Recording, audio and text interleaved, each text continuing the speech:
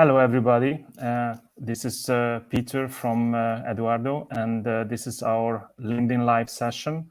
And today we have special guests from EcoEd, Pia and Danilo. So welcome you. Hi, Peter. I hope everybody hears everybody and welcome you. And I'm really happy to host you today. And we have an interesting topic about sustainability. But before going into the topic, could you please tell a few words about yourself and your company? We'd like to hear something about you, please. That would be great. Well, my name is Pia Wiche. I'm the CEO of EcoEd. EcoEd is a company that is dedicated to helping other companies become more sustainable. So this is what we do every day. We look for where you can do the most good with the least expenses. So this is what we're looking at the entire time. I've been doing this for 12 years now, I believe. It's been an incredible ride. 3 continents, many companies that we've helped, and now we are working with Peter and Eduardo on this fantastic eco simulation that we hope will be a game changer for every industry, so that everyone can get the hands-on sustainability in a safe environment and then put that back into their business. Thank you. And Danilo, a few words about yourself, please. Absolutely. From my side, I came from the data science world. I spent 5 years analyzing investments for an investment bank, trying to find better ways to put money to work. And I realized that the best investment we can make is in our future, is in our planet. And then I decided to dedicate my time and joined EcoEd to get this message out there, to help engage with data-driven decisions and strategic decisions, what companies and managers can do to improve sustainability while being profitable, while running a sustainable business overall that's good for the business and good for the planet. Okay, and Pia started to talk about our cooperation, but today we try not to talk about our joint development that much. We more talk about in general the sustainability and about EcoEd and your experience, because that is what is announced for this talk. But Pia, when you established EcoEd, what was the mission? So why EcoEd is there, and what you are really targeting? Okay, cannot hear you. Please unmute yourself. There you go. Now you can hear me, right? Yes. Great. So our initial mission is to make every decision make a more sustainable world. So where we try to work is that we try to help decision makers make better decisions, as Danilo was saying, based in data, based in evidence, and based in what is best for the business. Not so much in fashion or what the industry is doing, but what is best for that particular business. And you operate in Chile, but you already had an international project as well, if I understand. Yes, that's right. Well, we've worked. And what kind of clients? What are the typical? Not necessarily naming the client, or if you can name the client, but what industries you work, and what is a typical project for EcoEd? Well, we have a broad range of clients. Actually, it's really exciting. We work with universities, the public sector, and the private sector. In the private sector, we tend to work with mid-sized companies. With universities, it's normally big universities which are looking forward to either becoming more sustainable or teaching sustainability. And with the public sector, we help them both make more sustainable decisions and train others in the sustainability area. So it's pretty varied. If I can add, this sustainability is all across the world, from Saudi Arabia, Guatemala, Chile, Mexico. They're everywhere. Germany.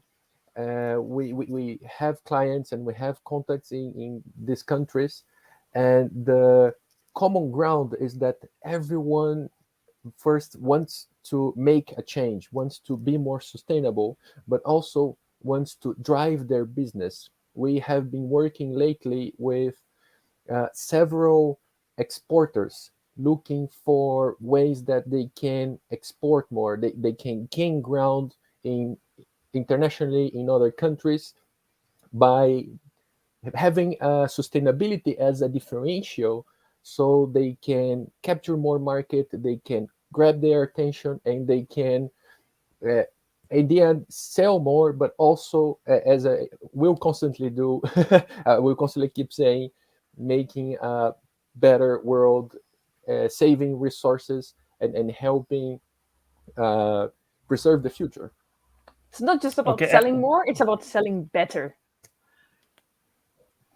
Yeah, and sorry, I don't want to offend you, but sustainability these days is a little bit of a buzzword. So let me have my first structured question. I put it also onto the screen. Is what does this term means in average for corporate employees? So if you say, okay, sustainability, what is the meaning for it for corporate employees based on your experience? Well, when we first start interaction with a company, what sustainability means for the company normally is recycling or renewable energy. This little projects that sort of look green. And as we work with our corporate clients, they start realizing that sustainability is a whole new world. It's a way of managing the business that helps you have a better business in the whole sense of the world of the word better. It's not just more gain in terms of dollars or euros or whatever currency you're working with, but it's also better for your customers, it's better for the planet, and it's also better for your employees. It's so much more motivating to work in a company where you see that things are for real, that the things that you're doing really do make a difference. And that's why they have this huge change in perspective as they work with us, because they start thinking about recycling, and it's cute, but it's not necessarily the thing that's going to save the planet. And then they Nor the start business. finding, yeah, and it's out of business, right? Because most businesses are not dedicated to recycling. And they start realizing then, like, all of these ways that they have to make their business model more sustainable. And that's where the conversation gets interesting. That's And I where you would like can really do change. I would love to add to that, the sustainability can also mean opportunity for businesses and opportunity for employees. As Pia was just saying, there are tremendous opportunity of having different business models, and these business models, they are more sustainable in the way that they can make your company stand long in the long term. They can make your company thrive in the future now. So these business models, they will really change the face of the corporate. And for a single employee, it's also a tremendous opportunity, because it's a way to differentiate oneself inside the company, to lead these initiatives, to show leadership in an area that's expanding, that few people really know. And if you can be specialized, be knowledgeable on sustainability, then this is a tremendous career opportunity for oneself inside your current company, and perhaps in other companies in the same or different industries, that opens up a ground for great opportunities. Okay, thank you. And partly you answered, but I have a related question. Is Pia, you already mentioned that sometimes it only means kind of recycling, but what is the general status of understanding of this topic, not only of employees but also decision makers or other stakeholders? I would say that it's much better than a few years back. But still, sustainability seems like this big bag where you put things like climate change and the ozone layer and recycling and electric vehicles and anything that's green. So you kind of put in under this sustainability, circular economy bag. However, sustainability as a term, it's so much more profound than any of these tools. Sustainability is, I would say that it's the art of managing a very complex system in a way that it will survive the future, in a way that it will be stable.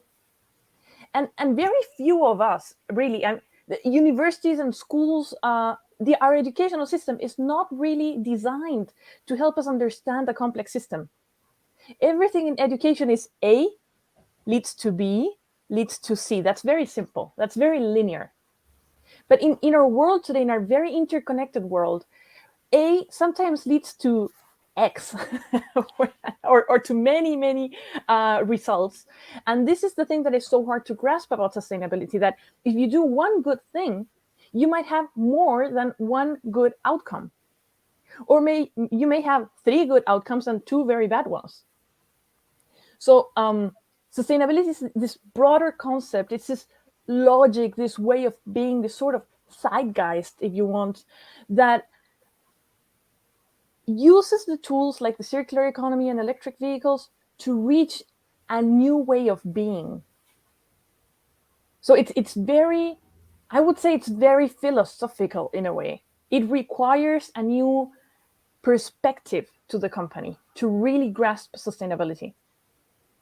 And right now, the general status of sustainability is this sort of addition of different tools. So if we have electric vehicles and we have recycling and we're doing some reforestation, then we are sustainable. Not necessarily.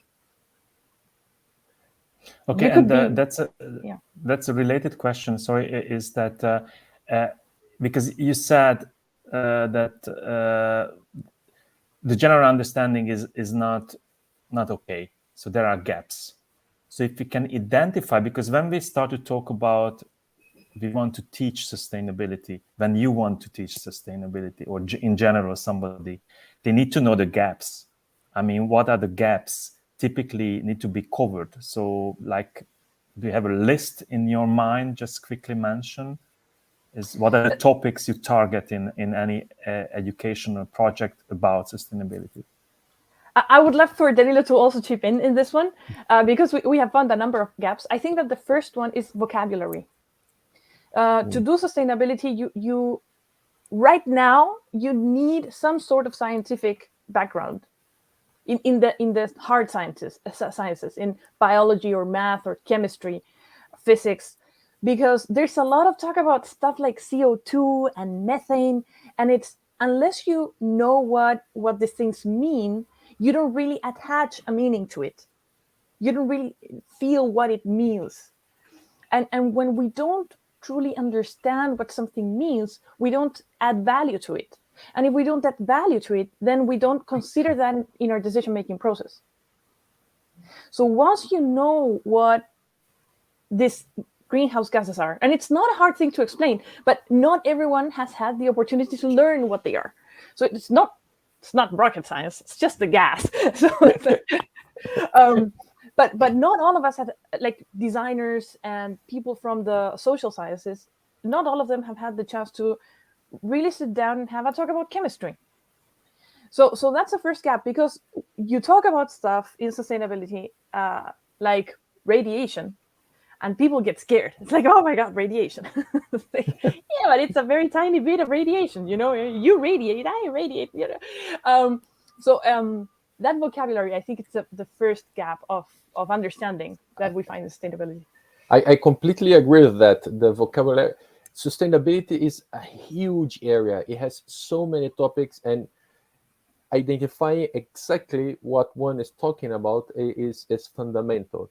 And if I can add another gap that I believe is important, and Pia mentioned this, sustainability demands complex system thinking. And by complex, I mean that it doesn't mean complicated. It's just can be simple things that they interact in ways that have unexpected outcomes. So it's comprehensive and not complex.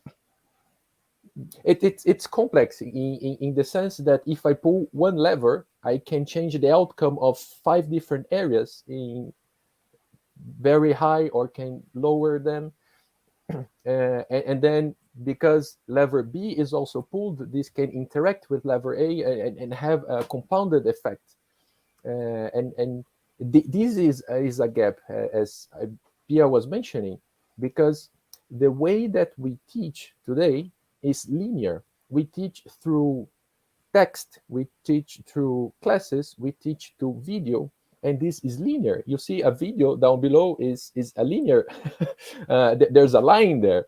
So it's very difficult to teach a complex system thinking in linear medium. And that's why, and sorry to jump in, Peter, but we have to talk about this. That's why it's important to have new tools to teach these new ways of thinking, tools that can embrace complexity, and so people can perceive how one action can affect different areas of, say, a company, different areas of a business, different areas of biology, different areas of the body, and so on and so forth. So if I understand well, sorry, I just simplify it for myself. So one gap is that there are so many elements that a lot of people don't know all the elements, and they don't know the interrelation of the elements. So that's another gap. And the other one, in each topic, you can dig into the details whenever it's needed. So so again, like the topics, the connection among the topics, and then going into the details of the topic. So it's all in a gap. By the way, is there any university you know where sustainability is like a major subject, like an orientation or specification?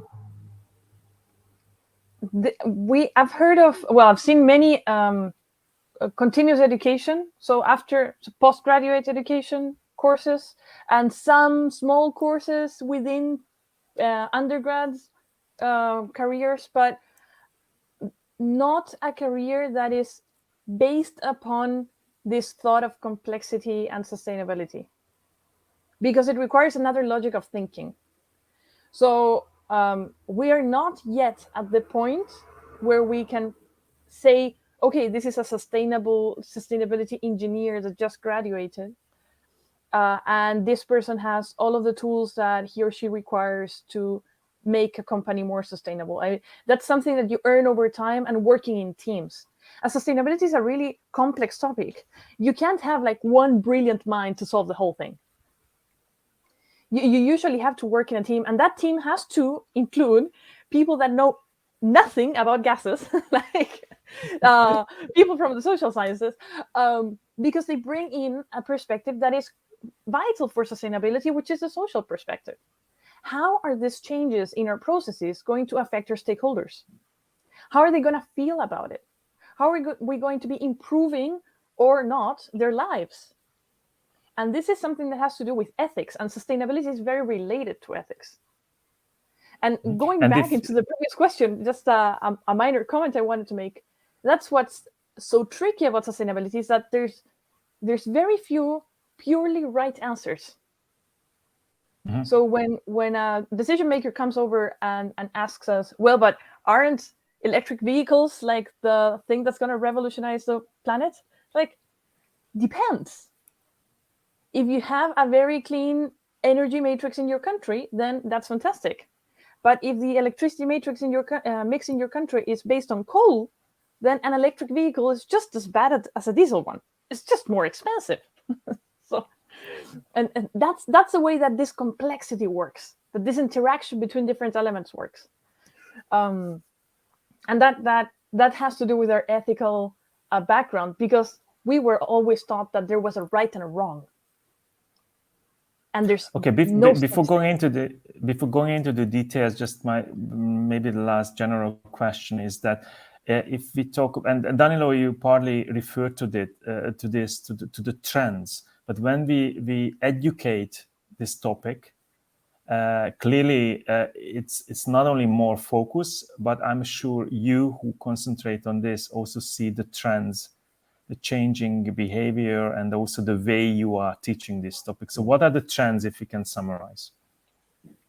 The trends, as I can see them, is, well, first is going digital, and going digital means changing the media, but not changing drastically the way we think. Is basically, instead of doing a class live, is doing a class on Zoom or through YouTube. It's the same linear way of thinking that we have. And the other one, related to the previous question of what universities are doing, as we said, to really have a career in sustainability, we will have to teach chemistry, we have to teach business, we will have to teach marketing, we have to teach law, and we have to teach social sciences, just to name a few, for the person to be a well-rounded, sustainable expert that can attack profits, can attack planet, and can attack the people aspects of sustainability.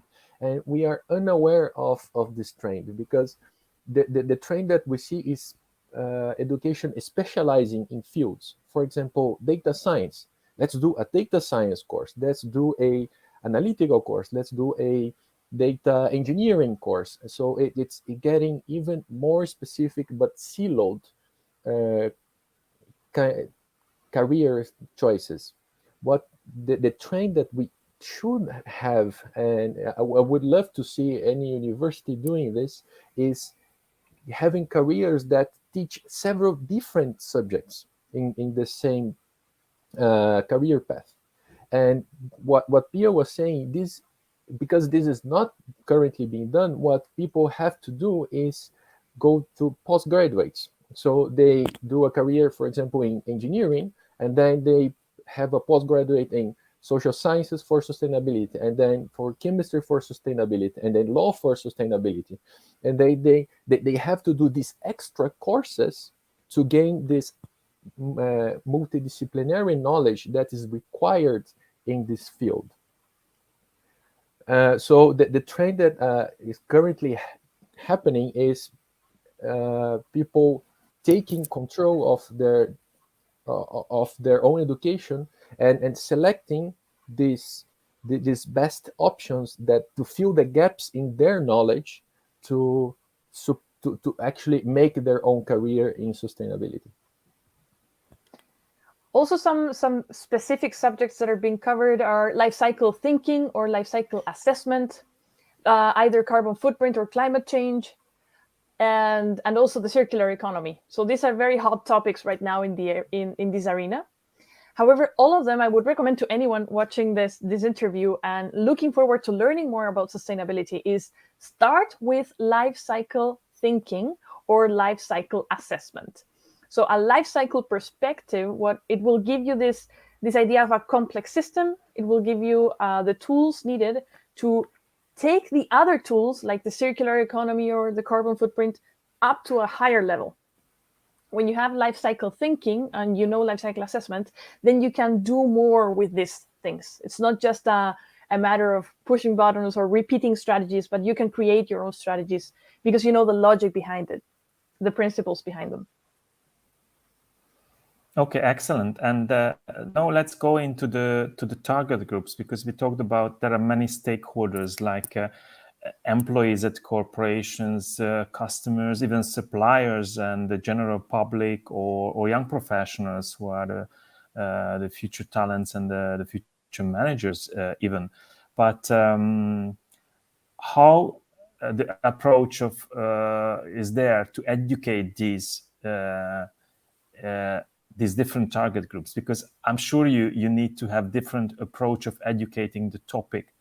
So we cannot go through all of them, but if you have some good examples of some of these stakeholders or how we can educate them. Well, perhaps I can start with a couple of examples. I really love when I educate on this topic is to relate sustainability to the experience that the student is currently having.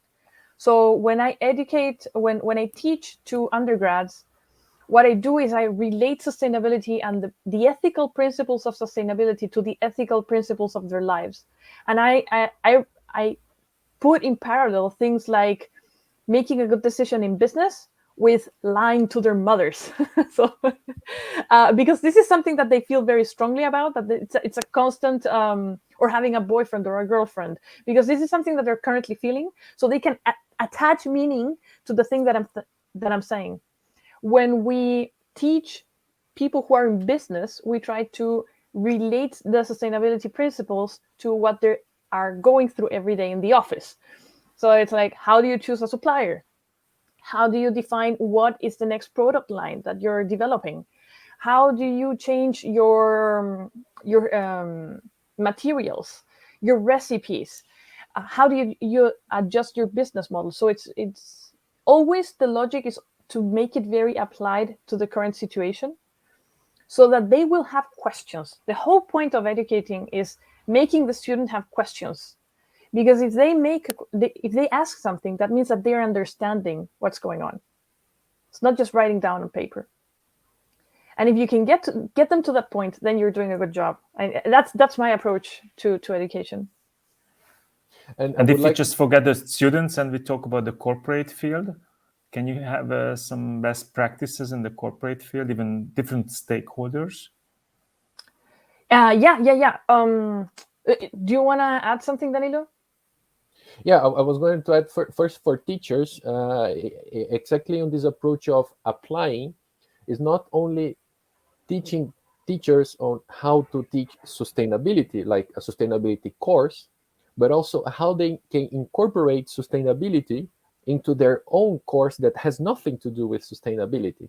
For example, when I did a data analysis course, most of the exercises I gave to my students were related to sustainability, because it's a complex topic, and I took the chance to raise their awareness of these topics while teaching them how to manage statistical software, for example. So there's many ways. Answering your question, Peter, on corporate people, of course, corporate they corporate employees depend on where they are in the company, as you said. We typically train managers. So for managers, we teach them decision making. We teach them how to make decision, and also cultural change, how to engage with their employees to drive this change that they are thinking during the course. Oh, I want to change. I want to buy electrical vehicles. Well, let's install smart LED, smart lighting, and do a recycling plan and associate with partners. But employees will drive those.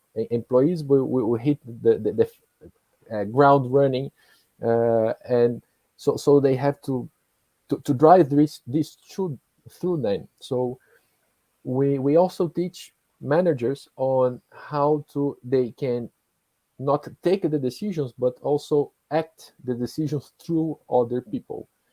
When it's the supplier, for example, when we are teaching a purchase department, we teaching them how their decisions can influence other areas of the company. For example, if they do a purchase decision about a machine that lasts less, how this will impact finance and operation and maintenance and all other areas of the company that will depend on this purchase decision they are doing. So as I said, it's very important, as Pia was mentioning, to really understand what decisions people are employees are facing day to day, and relate this decision they are making down the stream, how this will affect the company, how this will affect the planet, how this will affect people, customers, clients, suppliers, and so on. And it all boils down to that.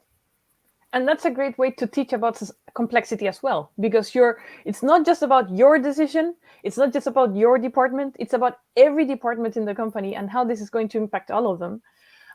So that already gets people in the mood of connecting, of working together, of working more as a team, and of breaking the barriers in between departments, which is a goal that normally sustainability managers have.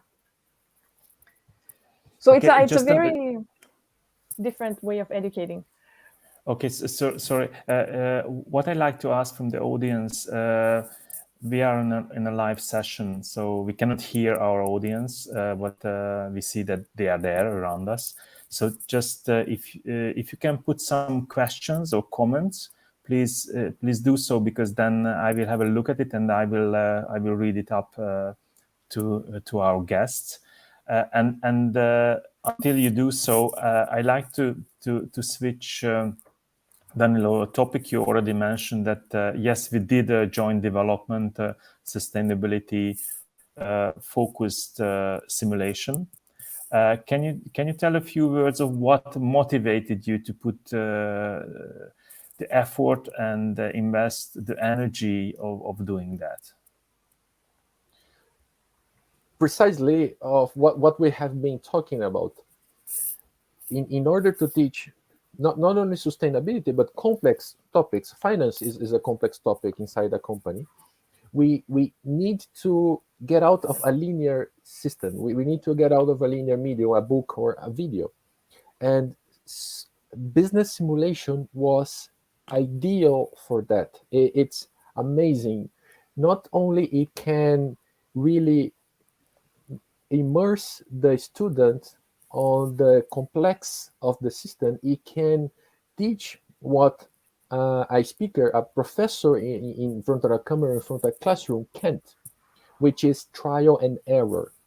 So it's very important for people to try, err, see what happens in a complex system, perceives that this didn't work, and try again, and perceives, oh, this worked for this reason. And then this trial and error, the simulation is a game. You can try, you will commit mistake. The first couple of times I played, Eduardo, I broke the company completely, and I thought it was good managing company, but I broke 2 companies before I realized what I was doing wrong.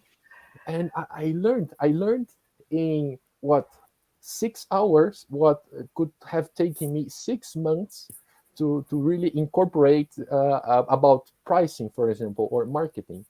So this is really business simulation is a game changer for sustainability education, because it can enable this immersive experience that the student can try and error.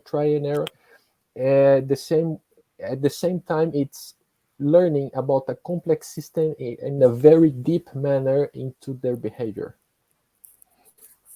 Okay, and Danilo, we can tell that you were the product manager of this simulation from your side. Can you tell that when you participated in the design of the dynamics, the story, and also when you talked to Pia about what topics should be in the knowledge base in little videos and exercises, what was in your mind as a key takeaway? So if what should a learner or a user to bring home with this exercise? That sustainability pays off in the company, but if done correctly. That's the main takeaway. There are many learning outcomes that we want people to take. How to price sustainable products, how to purchase sustainable supplies, how to market sustainability. But overall, this all boils down that how can I make sustainability work for my company? That's the main takeaway. And isn't it enough to tell in 2 sentences? You just summarize it brilliantly. That, hey guys, so this is the message. So just remember this sentence and then go home, and you don't need to play many hours or learn. So why shall we do it still if it's if we have the conclusion up front? Because it teaches you how. I mean, you can do it real life, try, spend money, spend hundreds of thousands of dollars trying initiatives and seeing what pays off, or you can play for dozens of dollars, sustainability business simulation, try and error several times until you figure out what works very cheaply and very inexpensively, and then do it in real life. you have several options. It's just for me, it's a more efficient and an effective way to try out in a virtual world that simulates a real world until you learn, incorporate, really learn, absorb what the concepts of sustainability and business, and then implement in real life, and the results will appear much more fast and much more inexpensive way. And not just that, I mean, going back to what we were saying before, playing the simulation helps you build a common vocabulary with your team members, because you can all relate to the same experience. So if I'm on marketing and I play the simulation, I'm going to live the simulation in a different way than the manager or than the guy from operations. But when we sit down to talk about sustainability, we're all going to be able to talk the same language. And so decisions will be made faster and agreements will be reached sooner because we can all speak the same language. So it's just brilliant, because you can bring everyone into the simulation. It doesn't matter where they work.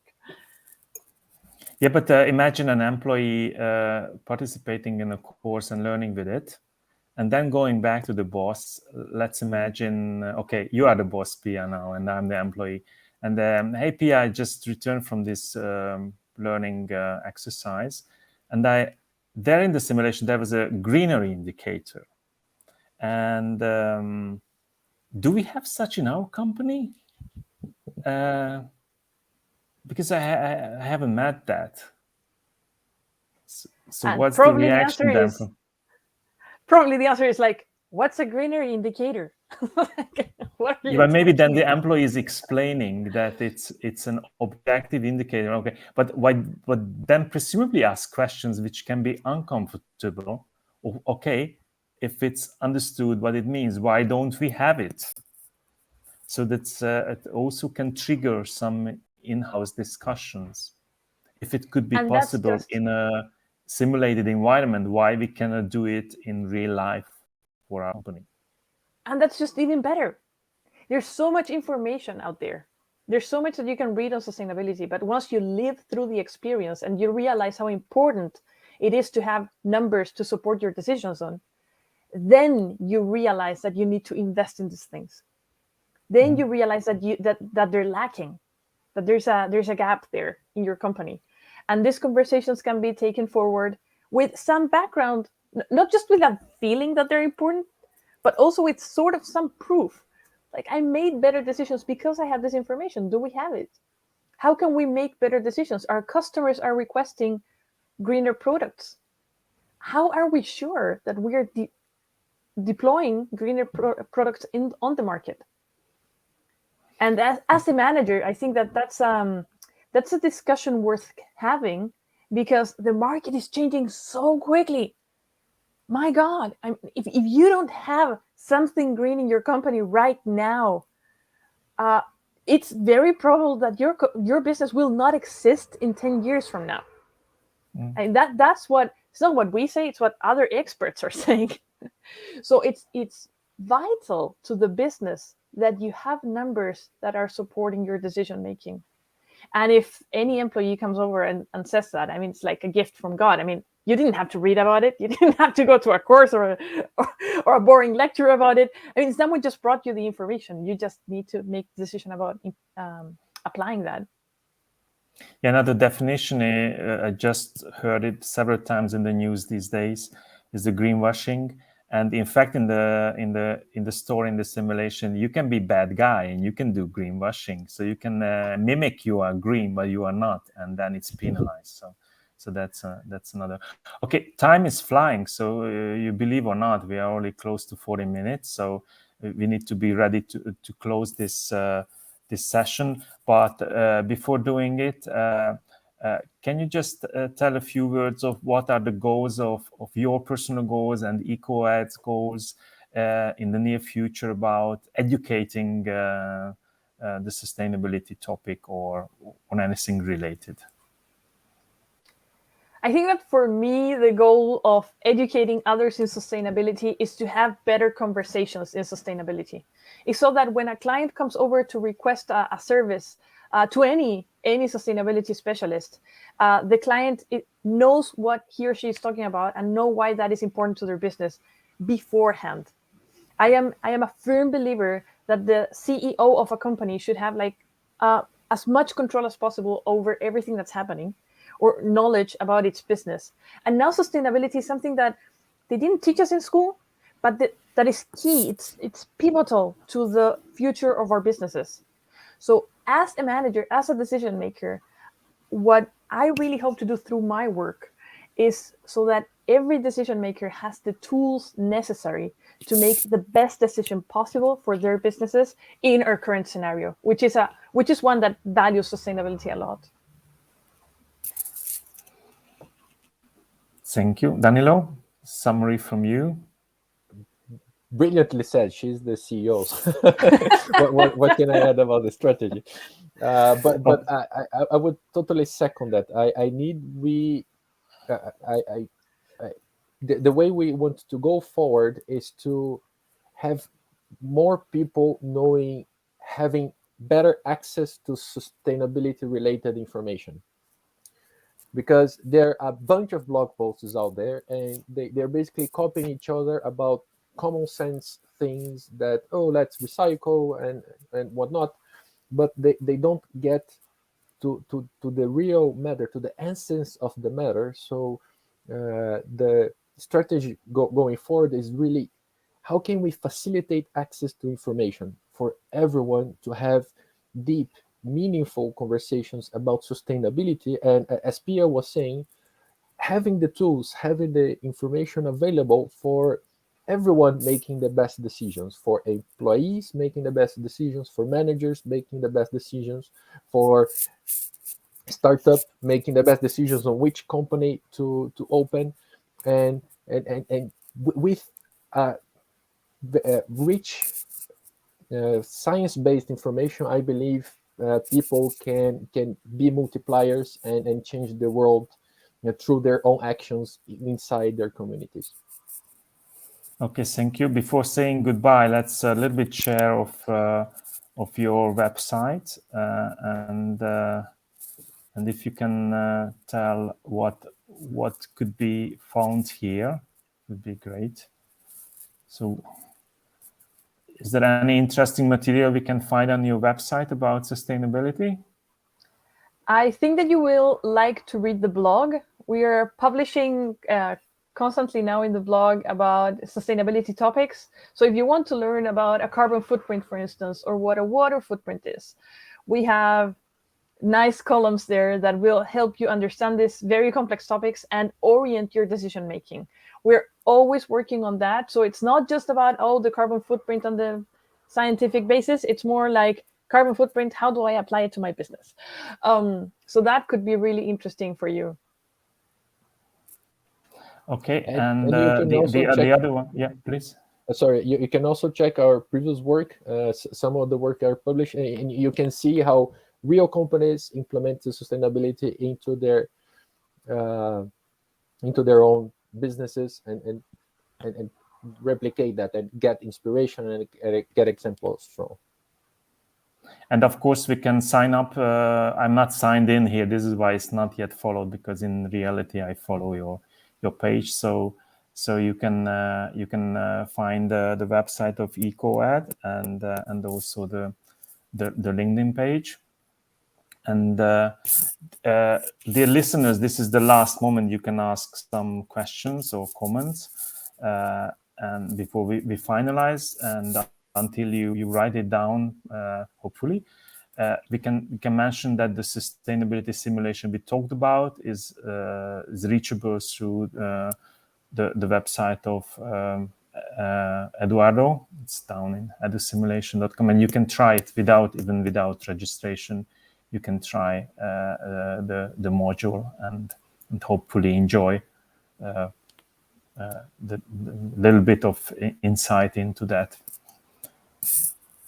So, as I'm not seeing particular questions right now, Pia and Danilo, thank you very much for joining us today. Dedicate your valuable time from the other side of the earth. Sometimes I'm just trying to imagine, oh Jesus, how many kilometers? Because which town are you right now? It's close to Puerto Montt. So it's in the south of Chile. So this is just those who don't know the geography of Chile. It's the quite southern part. It's in fact, it's the edge of Patagonia, right? Actually, it's kind of in the middle south. So Chile is a really long country. It's like yeah, but I mean, if you see the population part where people live, that's the southern edge of where there are the cities. So it's close to Patagonia. And if I can make a imagination of where I'm right now in Budapest, Hungary, and you, the straight line, I'm sure it would cross the earth somehow because of the curve of the globe. So it's so beautiful. We can have this conversation live here together. So thank you very much for your time, and please visit future live events as well. And thank you for your attention today. Goodbye. Thanks a lot, Peter. Bye-bye. Thank you, please. Peter, it was a pleasure. Bye-bye. Thanks, everyone.